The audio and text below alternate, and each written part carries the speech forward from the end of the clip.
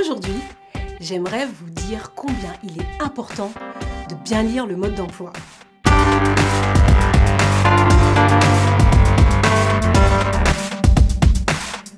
Un jour, un ami m'a fait une surprise en m'offrant un beau cadeau. Troquer ma vieille télé cathodique contre une magnifique télé écran plat. Très contente, je me suis empressée de l'installer et de la brancher. Une fois allumée, waouh, c'est sûr, ça changeait tout. Et j'avoue qu'esthétiquement, ça rendait vraiment pas mal dans mon salon. Le temps passe et un jour, j'invite une cousine à manger à la maison.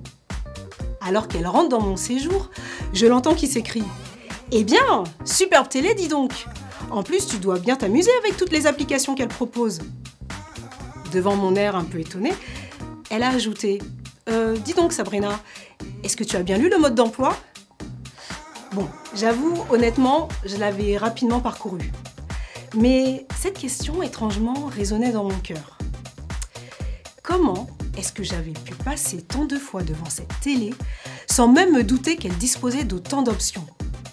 C'est vrai, plus je lisais le mode d'emploi avec attention, et plus cette télé prenait encore plus de valeur à mes yeux. Et bien au même instant, Dieu déposa cette simple phrase dans mon cœur. Il en est de même pour mon fils. Sur le moment, j'en eus le souffle coupé.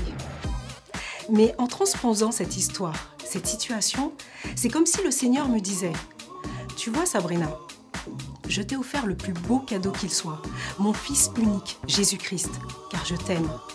Ce que tu appelles le mode d'emploi, c'est ma parole écrite, ma parole vivante, la Bible. À chaque fois que tu l'ouvres, que tu la lis, que tu la médites, elle te révèle qui je suis au travers de mon Fils bien-aimé. Tu y trouveras tous les projets, les promesses que j'ai en réserve pour toi. Oui, avec l'aide de Saint-Esprit, tu apprendras à travers ma parole à connaître mon Fils Jésus, lui le trésor inépuisable, impérissable, lui dont la valeur est inestimable.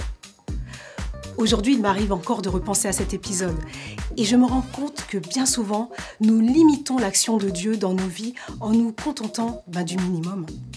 Quand je regarde à ce précieux cadeau, Jésus, mon cœur est encore plus reconnaissant envers mon Père qui me l'a donné.